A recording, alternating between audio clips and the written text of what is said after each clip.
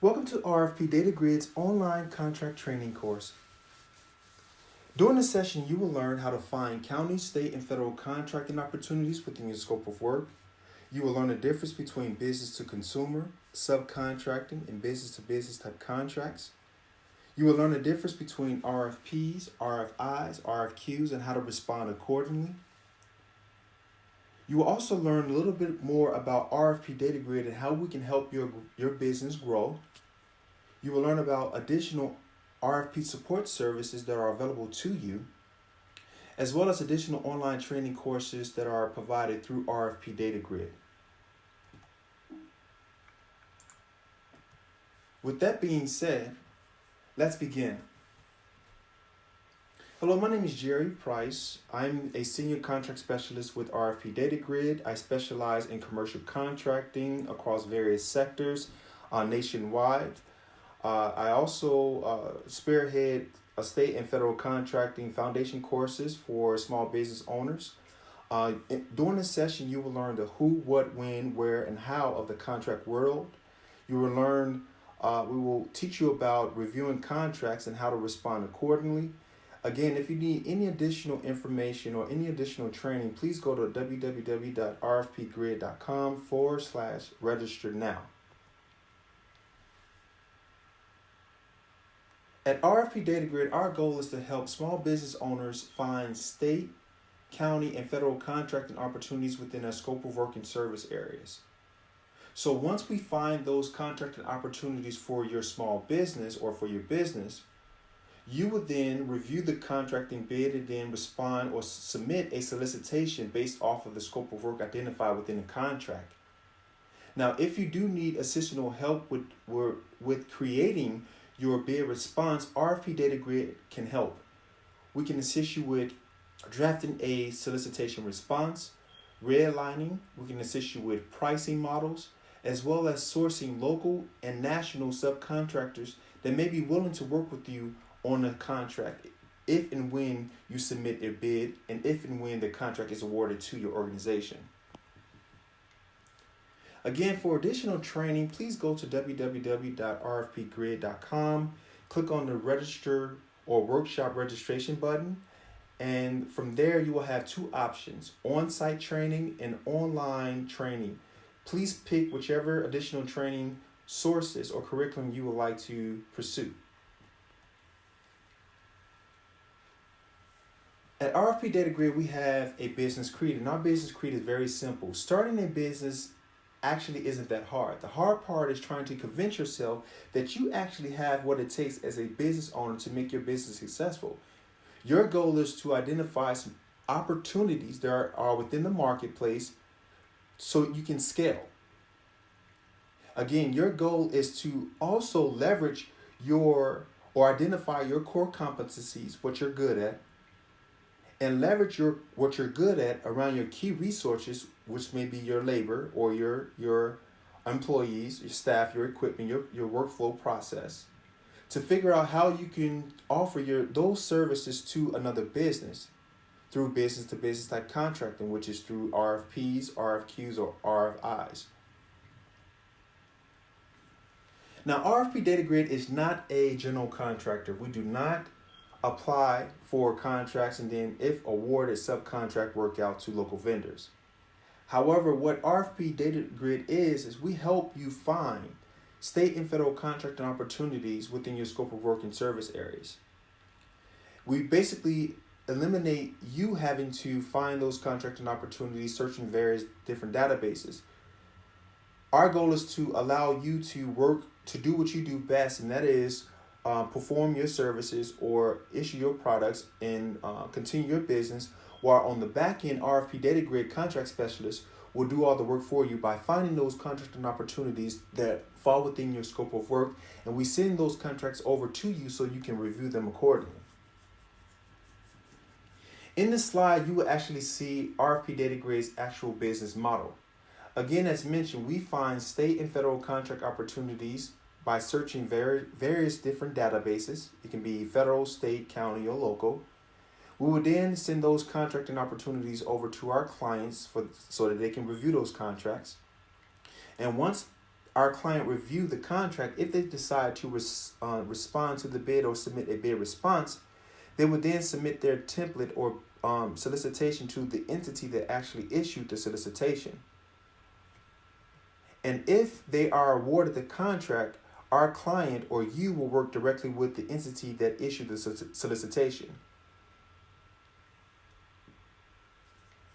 You may ask, why do business owners bid on contracts? It's very simple. It's to grow their business. There are three ways that you can grow your business today. Number one, it's business to consumer by basically supplying products and service to direct consumers. You can grow your business through subcontracting, as well as business to business type contracts, and that's through RFPs, RFQs, or submitting an RFI, which is request for information. During this session, you're going to learn what's the difference between business to business and business to consumers and the benefits. The benefits of selling your products and services directly to a consumer is, number one, you will sell directly to the consumer, which means that you are involved in all of the direct marketing that is involved with persuading that customer to purchase your products or services. In order for you to grow rapidly, you need volume when you're selling directly to consumers. Your profit margins are a little bit lower than what they can be if you are participating or submitting a bid, as well as your rates are not really set by yourself, but market rates. So how you price your products and services is all dependent upon what the customer is willing to pay for them in the market. The second option is business to business, selling your products and services directly to a business. The benefits are, number one, it's contract based, so it's a legal document that allow you to sell your products and services to another business. It's a guaranteed customer over the contract period. So if the contract period is for 12 months or for 12 months with 5 renewable options, that's a 6-year contract. So again, that's a guaranteed customer. It also has a promises high profit margin, so you'll have a little bit more margin there based off of how you price your products in the contract or in the initial solicitation. And then it's added value. You're adding value to the organization, and the organization is adding tremendous value to your corporation through this strategic partnership. And the last type of way that you can grow your business is through subcontracting. That means that there is an organization that will respond to a bid, and when that organization receives that bid, they would then subcontract the work out to you, the local small business owner, or to a local business to render all the services identified within the contract. Now, in this business model, you will see exactly how it works with subcontracting. The owner is usually the individual or entity that issued the solicitation. The owner will then work directly with the purchasing specialist. The purchasing specialist is the individual or group or department that drafts the solicitation response for you to bid on. Now, if a general contractor is awarded the bid, they have the opportunity to subcontract the work out that's identified within a contract to subcontractors. The subcontractors will then perform all of the work identified within the contract, and the subcontractors will report directly to the general contractor, the person who owns or that was awarded the contract, and the general contractor will then work directly with the owner or business entity that issued the solicitation. Now, there are a number of different organizations out there right now that offer subcontracting opportunities. Uber, Lyft is one, TaskRabbit is another, Groupon, Amazon affiliate programs, Plows and Mows. So again, there are different types of organizations out there that allow you, or that depend solely upon subcontractors performing all of the services for a fee.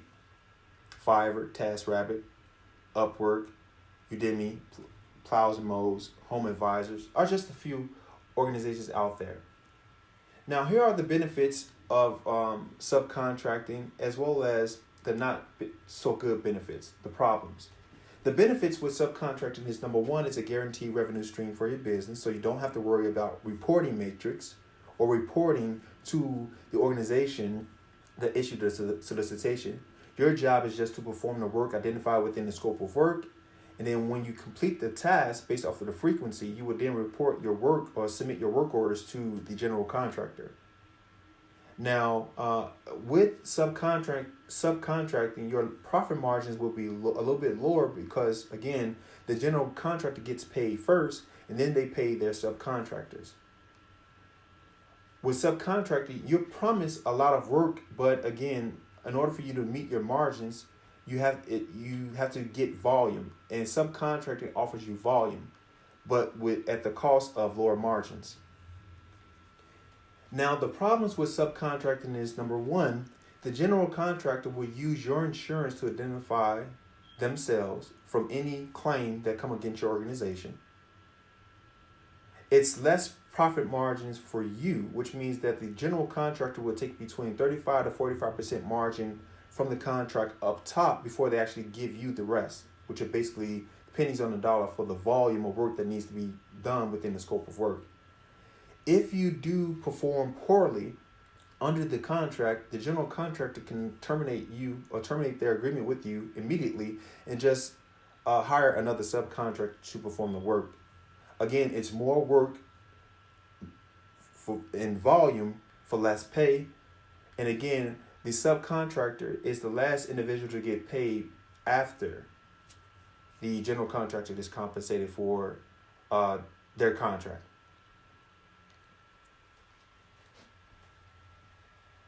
Now, the reason why you're taking this class is basically to learn about RFPs, or state, federal, and county contracts. And how contracts are issued is through RFPs. Now, RFP stands for Request for Proposals. There may be an organization, it can be any type of organization, small, private, commercial, federal organization, that's looking for a service. They need someone outside of their organization that can perform a service.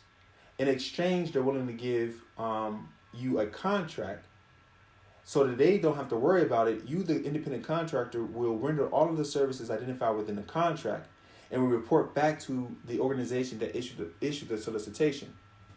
Now, you may ask, why do organizations issue solicitations? It's number one, it saves them on money.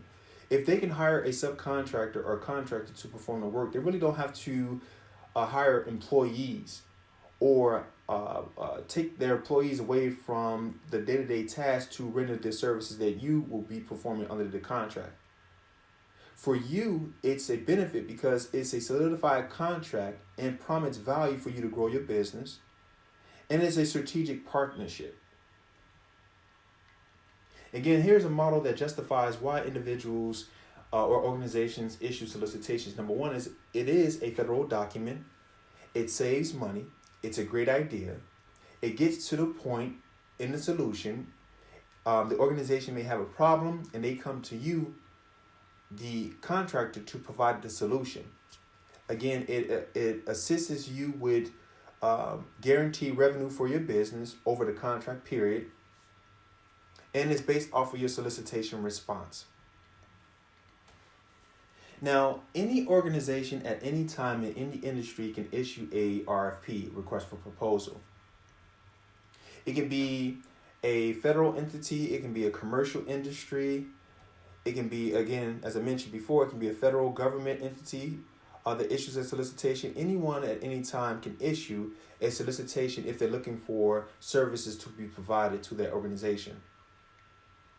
Now, you may ask, who can you work with?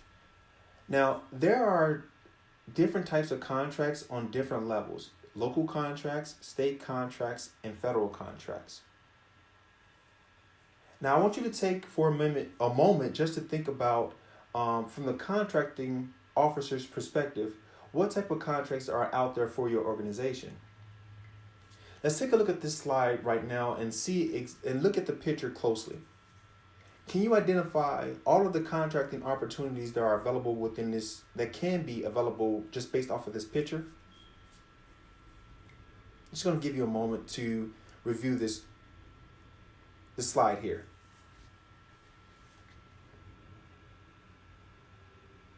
Okay, if you looked at the picture closely, you can see that there are a number of different types of contracts that can be issued just from this organization or asset or building alone. There's window cleaning service contracts, pressure washing contracts, asphalt contracts, electrical contracts that may be issued, seasonal electrical contracts, because you can see the lights here, the seasonal lights there, HVAC contracts, light debris removal contracts, tree trimming contracts. There may be commercial print ad contracts. You can see the billboard pictures here or billboards there. Landscape engineer contracts, like how and where to place trees and shrubs for this particular property. Building maintenance contracts, pressure washing contracts, masonry contracts, and more. Here's another picture that you can take a look at to see the type of contracts that are out there and available to your organization. There may be annual plant placement contracts, pressure washing, landscaping, building, painting, window cleaning, HVAC, security. Here is a picture of of an airport. That may be asphalt, concrete, chip and seal, pressure washing, window cleaning, HVAC, janitorial. Again, the list goes on and on. Janitorial services, security service contracts that are available, vendor type contracts, leasing agreement contracts, and more. Here's a picture of a national monument. Again, this will be a federal government or a federal contract. There may be a contract issued for you to pressure wash the monuments. The lighting contracts, there may be a tree trimming contract, landscaping, pond retention pond contract, irrigation repair or installation contract, and more. Now again, the benefits of applying for a RFP or issuing or submitting a bid to a solicitation is because the organization it looks to you as being a strategic partner. They depend on your expertise and your knowledge to render the services identified within the contract. And based off of that premises alone, it's a benefit for both parties involved. You will render all of the services identified within the contract, and the owner or the organization that's issued the solicitation will monitor your progress to make sure that you are completing the frequency and completing what you promised that you said you were going to do in your solicitation response. Now, there are a number of different types of contracts out there based off of your scope of work and service areas, as well as within your service verticals. As you see here, there are a number of different types of contracts that are out there right now that RFP Data Grid can find. There are energy and fuel contracts, landscaping contracts, tree trimming, irrigation repair type contracts, snow removal, snow plowing, telecommunications, internet, GIS, GPS, pharmacy, mental health, cultural resources, staffing services contracts, treatment, pest control contracts, security guard contracts, background check contracts, and more. To find out more about the list of contracting opportunities out there based off of your service verticals, you can go to www.rfpgrid.com and click on the tab that says RFPs by trade to see the complete list of contracts available for your organization. Now you may ask, where does the money come from to fund the contracting opportunities that you will actually apply for? Now, all of the funds come from the American Recovery and Investment Act, or Reinvestment Act. In 2009, President Obama signed the American Recovery and Reinvestment Act into law, jump-starting the economy. Now, these are funds that the state and local agencies use to issue contracts and grants to local businesses to perform services for state entities. Between 2009 and 2012, an estimate $13.2 billion in federal funds were passed through government contracts or were allocated for government contracts to be utilized by small business owners or by businesses within various states and across sectors, service sectors. Now you may ask, will there always be a need for federal contracting opportunities? Absolutely, there are. The U.S. government is the largest purchaser of goods and services in the world. They issue state and federal contract opportunities for small business owners to submit bids to, because again, they want to give you the work. They want to help jumpstart the economy by hiring small business owners. Now, when you are actually in the process of submitting your bid, so if you are working with RFP Data Grid, you will be assigned a contract specialist. Your contract specialist will then send contracts to your organization based off of your scope of work and service areas. Now, once you receive those contracts, your goal, number one, is to act smart. Number one is when you create your bid response, you want to start with the relationships that you currently have. These relationships are based off of services you've already rendered for other organizations. So if you partner with other organizations in the past and you perform the same identical services that you're interested in applying for within the bid that you just received, you can contact those individuals or use those individuals as professional references for your new solicitation. So number one, start with the relationships that you currently have. Number two, make sure that you understand the solicitation completely. Understand exactly what the bid is asking for. If they're asking for a certain type of insurance, a bid bond, if they're asking for permits to be submitted, if there's a pre-bid mandatory meeting that's required for you to attend prior to you submitting your bid, please make sure that you understand everything that's required in the contract before you submit. The next item is accurate timing. Make sure that when you submit your bid or when you're writing your bid, that you give yourself a deadline so that you don't go past the submission deadline. You want to pace yourself enough so that you can create your bid, review your bid with your team, sign and date it, and get it notarized if required, and then submit your bid prior to the submission deadline. That's very, very important. And then lastly, you want to think about if you have a reliable, easy flow of communication between you and the contracting officer. So you want to make sure that you are providing a solution that streamlines their workflow. So if an organization is looking for you to better improve their process, you will need to identify that process or that process improvement in your solicitation. So make sure you spell it out in your bid response.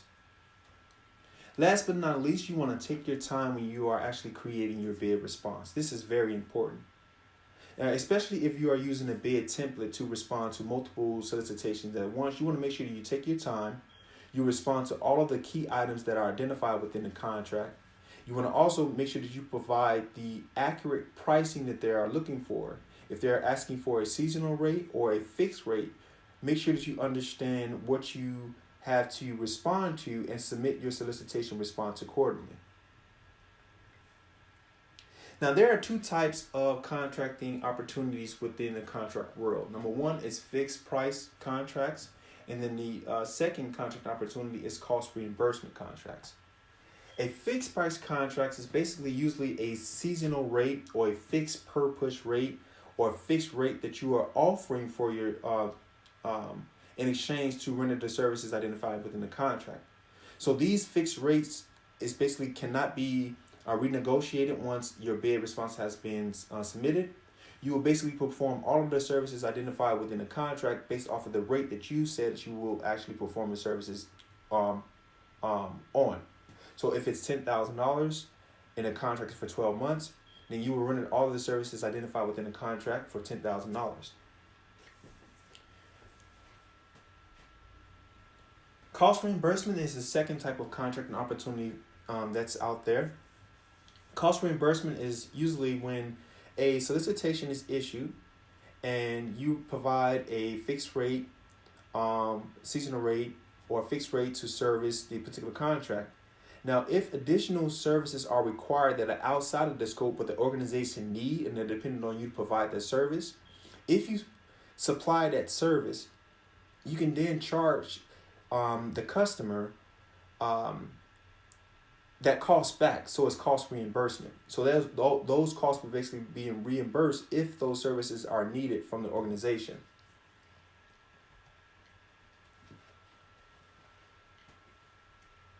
Now, in the grants world, there are a number of different types of grant opportunities. If you are a non-for-profit organization, there's cost sharing grants. Cost sharing grants are very simple. It's basically saying that when you are submitting your bid to get or obtain a grant, you're saying that your total budget for the grant is $100,000. Let's say for example, your grant cost or your overall cost for the program is $100,000. Cost sharing grant is basically states that an entity or organization may give you 50% of your overall contract value, so they give you $50,000. In exchange, you have to come up with or raise the additional $50,000 for your overall project budget. So that's cost sharing grant. Then there are gift grants, and gift grants are simply grants that are given to you where you do not have to. There isn't a cost sharing model attached to it. You can use the funds however you see fit for your research or however you need to utilize the funds without paying the funds back, or cost sharing model. Then there's cost reimbursement. Cost reimbursement is very, very simple. Just like in contracts, it operates the same way in grants, where you will perform the task identified within the contract and then utilize your own personalized funds to make sure that the tasks get done. And then once the service is completed, you would then bill those services back to the organization and then they'll reimburse your costs. Then there are consortiums. Consortiums are basically funds or a pool of funds that are used for research purposes. So it may be a number of different vendors or organizations that come together. They submit funds in one entity or one bank account, for example, and to be utilized by the individual or PI, principal investigator, who will utilize the funds for their research methods or for their research. And then there are research grants, and research grants are those grants that are out there solely for you to conduct or to provide some research. There may be like a gas company. So if a gas company is looking to do or looking for research on consumer spending and what type of premium gas that they're actually buying, the type of gas products they're buying, they may want to, and the type of different prices within different markets, they may issue a research grant for you to actually do the research. And if you do the research, again, there are grants out there for you for those particular type of services.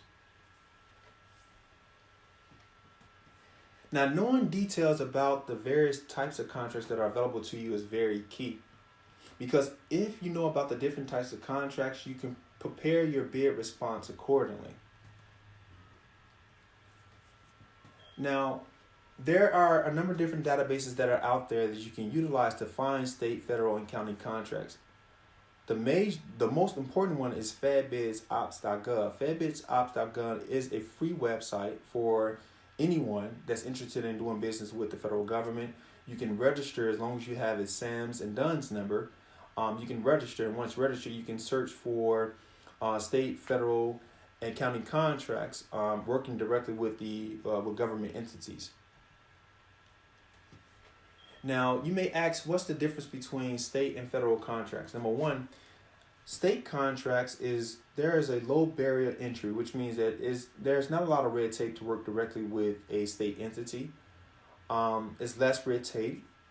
It's a faster selling cycle. So a state organization may issue a solicitation. They're looking for someone to start render their services within a month or so. And once they submit this solicitation, you respond to the solicitation by sending in your bid. They will review your bid, and within 4 weeks' time, they will award the contract to a vendor, and the vendor will receive a notice to proceed within 2 months, and then they'll start performing services identified within the contract. Now, working with the federal government, it's a longer selling process because they have to review your bids more intensely with other local vendors who actually submitted their bid as well. It's more bureaucratic in nature. It requires that you have a registered gauge and DUNS number, and you also register with SAMS as well. Now on this slide, you can see the website that you can go to register for your SAMS is sams.gov. You want to make sure that you have your cage number, so you can Google apply for a cage number. It will take you directly to the website you need to register and to obtain a cage number. And then also DUNS registration. You want to Google that as well to find exactly how you can get a DUNS number, which is also free.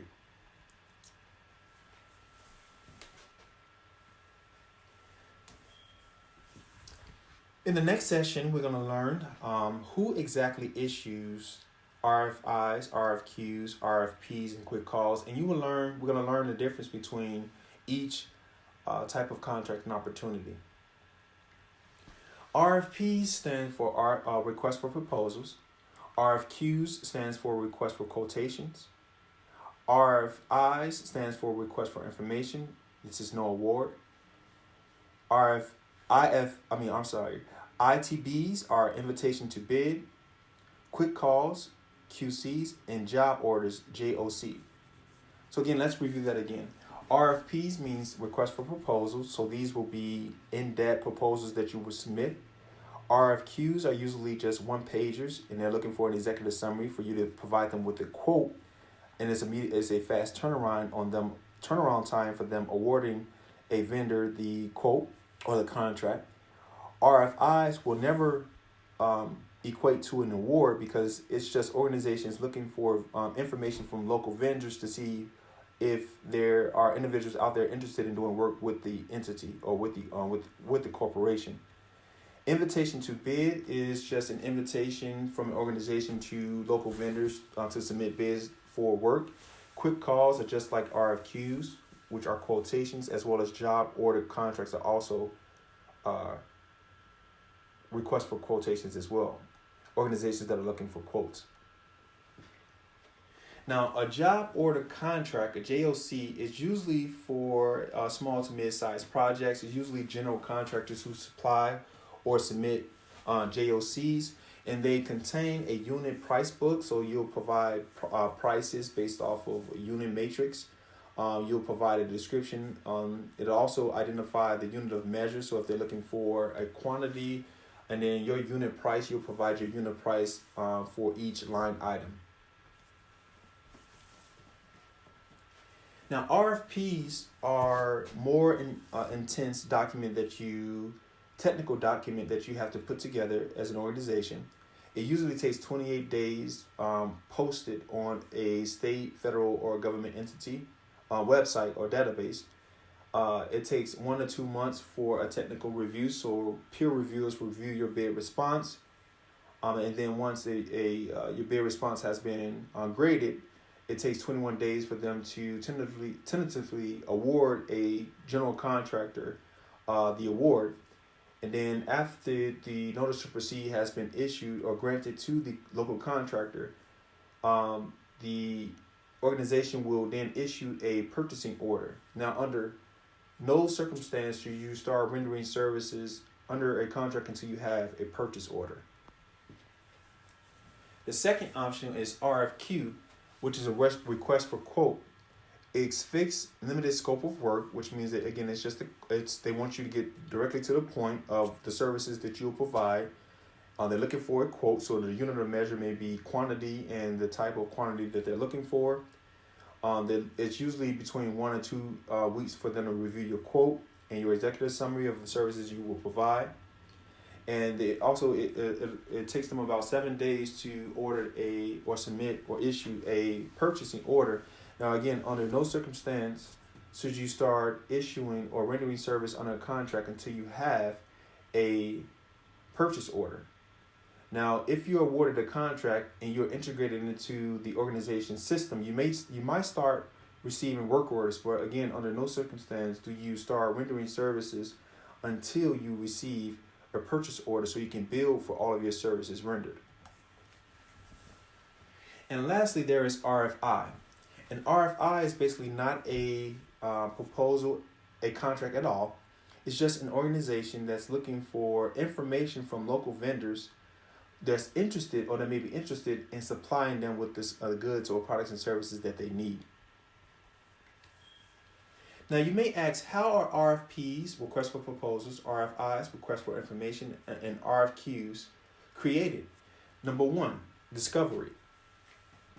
An organization will actually sit down to discover a problem that they need a solution for. Their job is not to hire someone in-house, but to see if they can find a local vendor within the area, someone like you, to perform the services within a contract. Number two, draft an issue. Once they identify the problem and they know exactly what they need, they would then work with a purchasing specialist or a contracting officer to write up the solicitation response or the solicitation. And then they'll work with their lawyer to actually publish the solicitation so that you can find the solicitation on their websites. Now, once you find their solicitation on a government website, county, state, or federal database, and you submit your bid is then reviewed by the purchasing specialist and maybe the owner of the contract, as well as peer reviewers, who will sit down and grade your bid response based off of what they're looking for. And the individual or organization that has the highest score will basically be awarded the bid. Now, bids may be awarded based off for two elements. Number one, technical, and number two, price. And it may vary. So for RFQs, the 70% is based off of your rates and 30% is technical. Whereas for RFPs, 70% of your bid response will be graded upon technicality, and the 30% will be for your rates, for your price that you actually submit.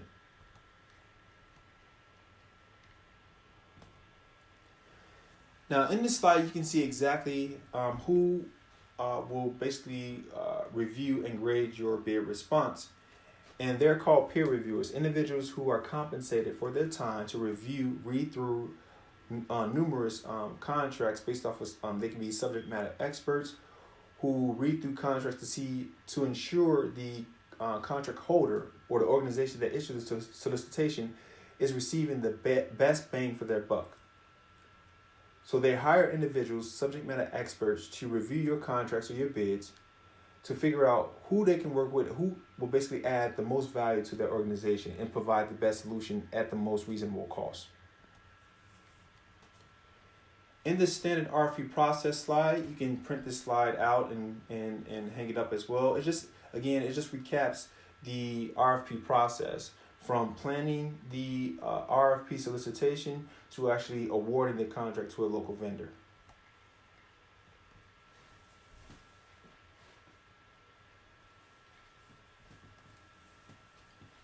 Now, in this next session, we will learn about the bidding process, competitive nature of contracts, as well as what services RFP Data Grid can actually help you provide and can help you with as a small business owner or as a corporation general contractor.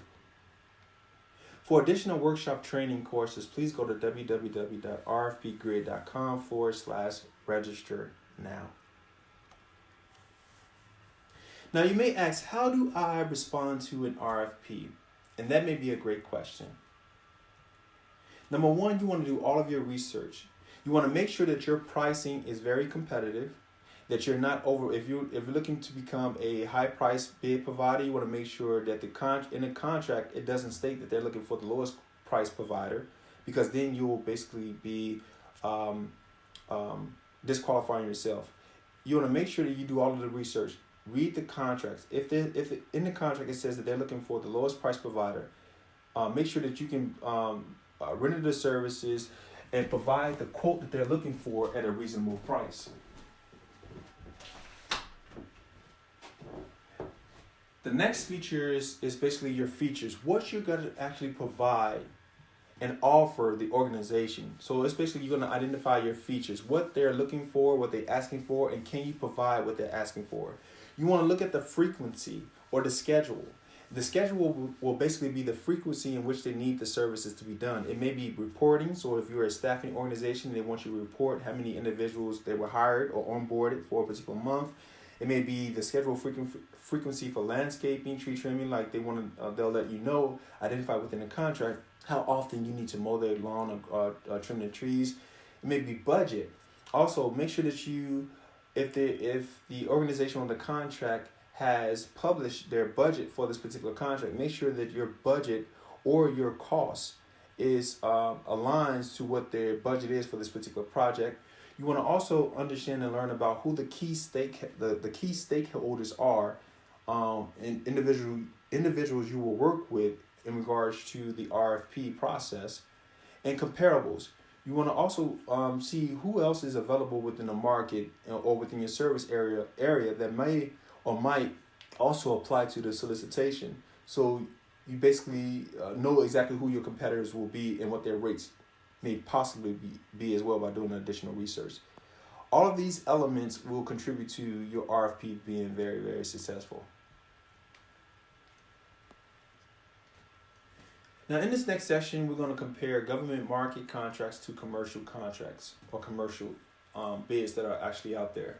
The first process is competitive bids. You want to make sure that when you're reading the solicitation that you understand if there is a pre-bid process or pre-bid meeting. Now, if there is a pre-bid mandatory meeting, you are required to attend the meeting prior to submitting your solicitation response. And if you do not attend the meeting, your bid may be rejected because you did not attend the meeting. Okay. Now,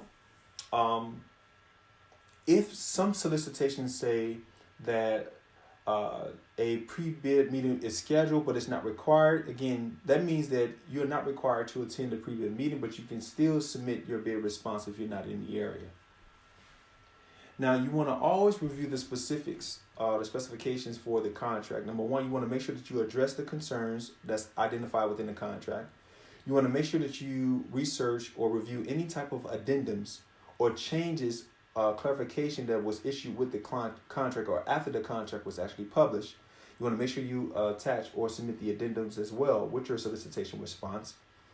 And you want to make sure that you also if you have any questions, that you reach out to the contracting officer prior to the bid submission deadline to ask any questions or concerns you may have about the contract. Now, the second phase is you want to make sure that you complete all of the paperwork required for you to submit your solicitation response.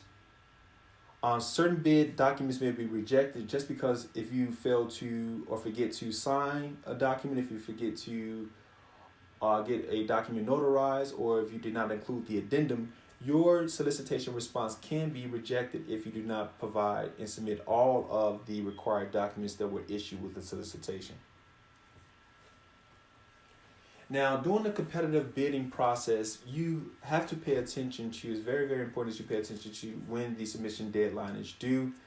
You want to connect with whatever organization that's out there that can get your bid response to the organization as fast as possible. And you want to also make sure that you pay close attention to those bid deadline. Now, some contracts may ask you as an organization to submit a bid security. And bid security can come in two different forms, bid bond or a proposal security check. Now, you may ask, what is a bid security? Okay, so if an organization issued a solicitation and you submitted a bid response and you said that I can perform all of the services under contract for $15,000. And in the contract, it says that your bid bond or proposal security check needs to be 5% of your aggregate proposal amount. That means that you have to submit a bid bond for almost $700. Again, let's state, if you are submitting a bid and that bid says that you have to issue a bid security, either bid bond or proposal security check, and that bid bond or proposal security check has to be 5% of the contract value. And if your bid response aggregate contract value is $15,000, your bid bond check or bid bond needs to be $700 something in total that you'll have to submit with your bid response. Now, here's an example to provide some additional clarification. Here's a library that is requesting that proposers or contractors submit a bid bond with their proposals for snow removal. In this example, the contractors, let's say for instance, the contractor submitted a seasonal bid, a fixed rate bid of $15,000 to plow both parking lots for this building, for this library. The bid bond percentage is 5%. So 5% of $15,000 is $789.28 that they have to submit with their bid in order to be considered as a solid vendor for this contracting opportunity. Now, there are a number of different types of certifications that get additional points for submitting a bid. Number one is the five types. You may ask, what are the five types of certifications? It's minority-owned businesses, women-owned businesses, a business enterprise owned by people with disabilities, disadvantaged business enterprises, as well as airport concessions, disadvantaged business enterprises as well.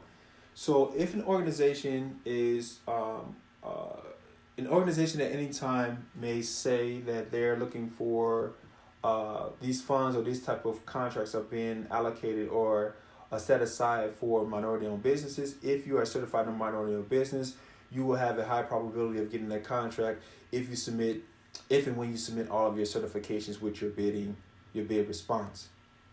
Now, a lot of the basic eligibility requirements for a contract is the business must be owned at least by 51% of individuals who are considered within this types of certifications, minority, women, or disadvantaged individual business owners.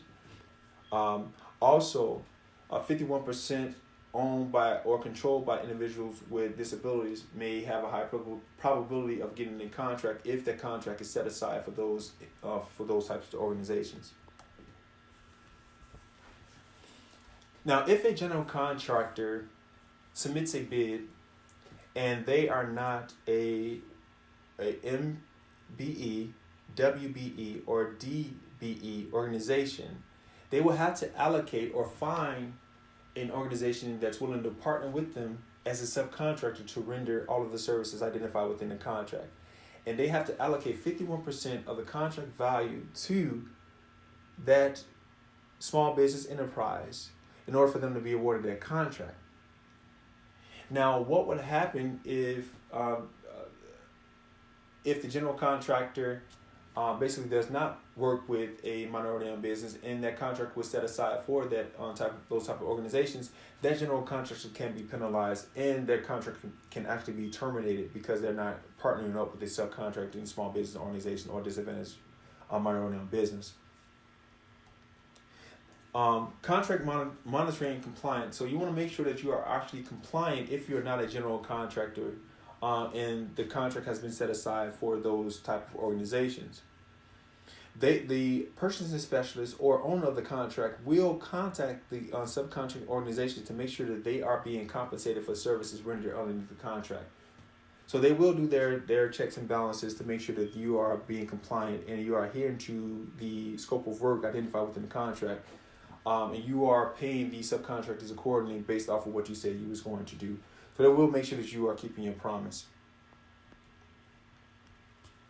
Now, when you are issued a contract, there are a number of different type of reporting matrix that you will have to provide, just so that you can, it may be a monthly meeting, a weekly meeting, maybe a monthly meeting, it may be a service report that you will have to send over to the organization that issued the solicitation. They just want to know how many times you provided services underneath the contract, what were some of the problems that came about, what are some of the cost saving matrix that you actually saved them by working with you. In doing a particular service report, you can also identify any additional services that you can offer that was not identified within the contract to see if there is any way that those particular line items can be added to your contract value. Now, here are some of the databases that are currently available for you to utilize right now to start searching for state, county, and federal contract opportunities within your scope of work. There's FedBids Ops, FedConnect.net, BidNet Direct, as well as county state contracts as well, county databases that you can Google like open bids in Adams County, and it'll basically bring up a number of different contract solicitations that are available for you within your county. Now, RFP Data Grid contract specialists can help you with all of this. We will basically do all the work for you by searching various databases to find those contract opportunities that align with your scope of work and service areas, and we will send them over to you as often as they publish. Your job will be to review the contracts and respond accordingly. We will send them over to you. You review, respond. Especially how we streamline your workflow process of you responding to bids faster. Now at RFP Data Grid, we can find state, federal, and county contracts nationwide. We can find them based off of your county in any state nationwide. If you're servicing California, Florida, and Georgia, we can find those particular contracts for you and send them over to you 24/7, 7 days a week, if and when they publish. Now here's an example of fedbidsop.gov. You want to go to www.fbo.gov. You can register, and once you register, you can basically sign in. And when you sign in, you can search for solicitations based off of the solicitation number or by entering keywords. Now, as I mentioned before, in order for you to start working with FedBidsOp, you actually need to be registered with SAMS, as well as you need to have your DUNS number. And in order for you to get your SAMS number, you want to go to www.sam.gov to register. Now, we're actually getting towards the end of this online contract training course. And the most important thing, again, of how we can be of tremendous value to your organization is RFP Data Grid. We help small business owners find state and federal contract opportunities. We streamline your workflow process by doing all of the work for you. And we often give you the example of if there's a homeowner, the homeowner has lawn that needs to be mowed frequently. Now, they may have or own their own lawnmower equipment, but they usually don't have time to actually mow their grass. What they'll do is they'll just hire a landscaping company to come by frequently to actually do that for them. That's exactly what our RFP Data Grid does. And that's exactly what our business model is. We will help you find those state, federal, and county contract opportunities that are within your scope of work and service areas. We will also offer additional support services for you, like contract consultation. We will help you with pricing models. We will help you draft a bid response if you need it. We will also help you find local and national subcontractors that are willing to work with you, your organization, to render services underneath the contract.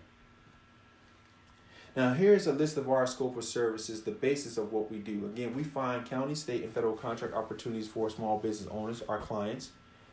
We also assist with small business development consulting, so we can help you make sure that you are registered in the proper databases if you're looking to apply for federal contracts.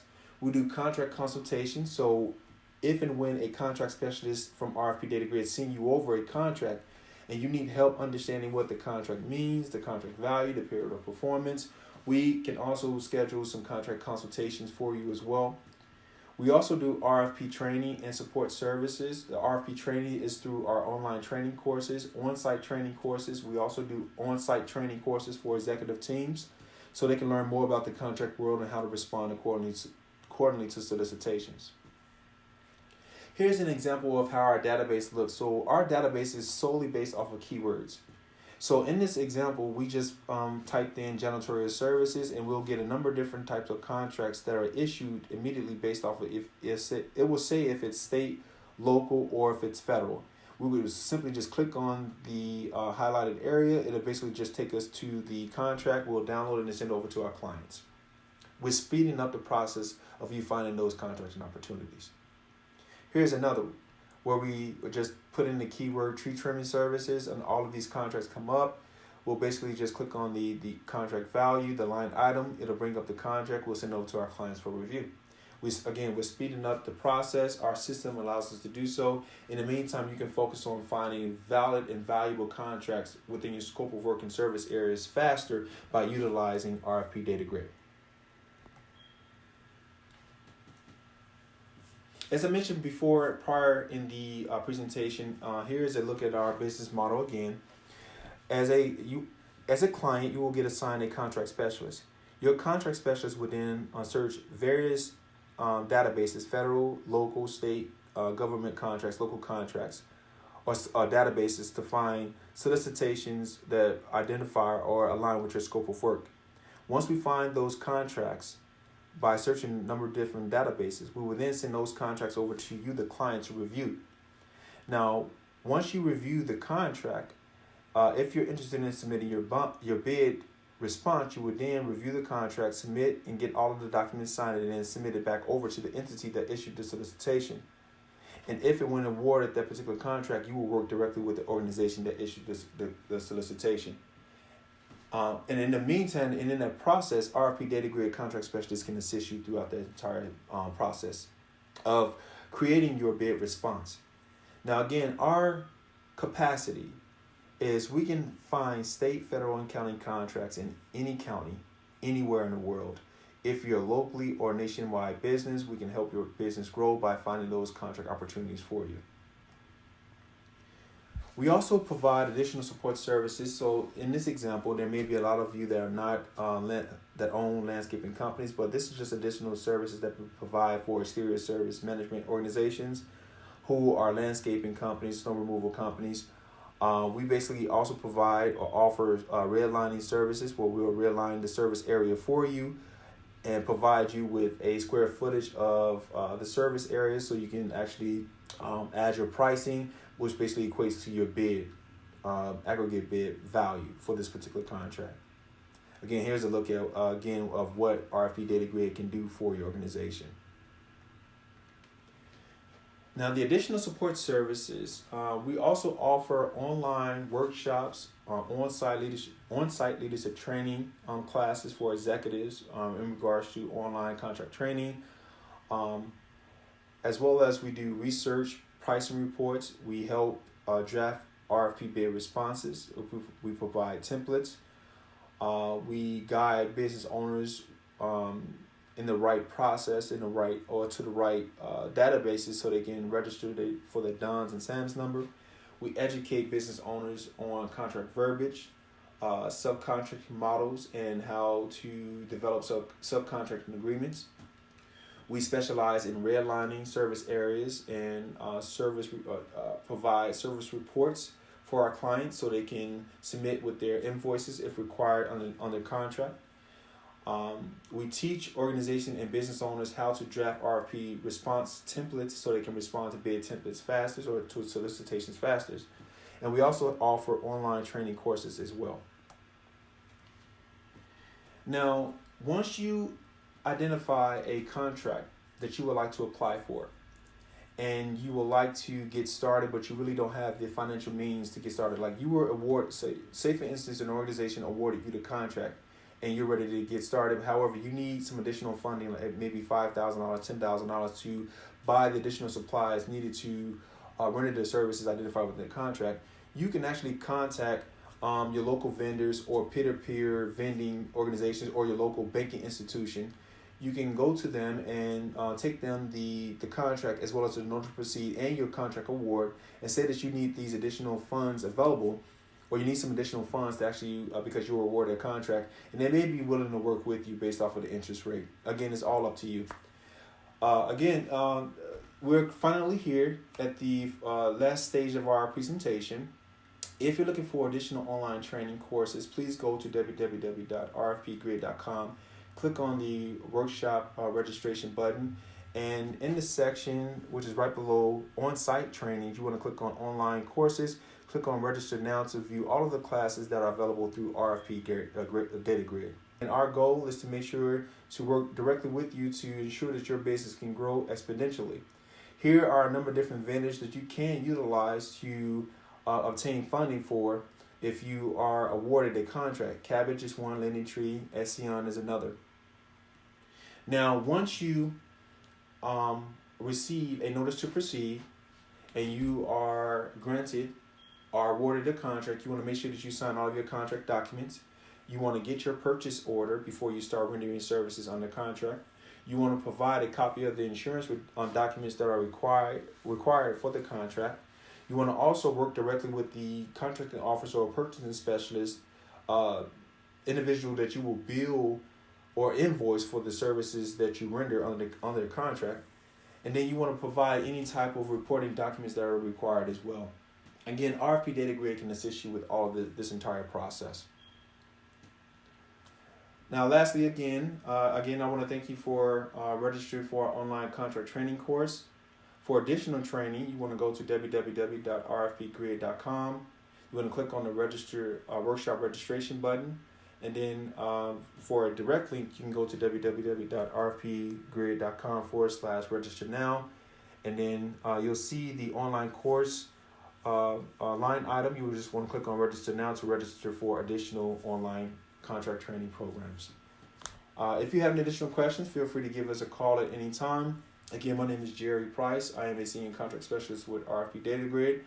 Our toll-free number is 800-413-9047. Our email address is info@rfpgrid.com. And our website address, of course, if you want to learn more about the services and products that we offer, you can go to www.rfpgrid.com.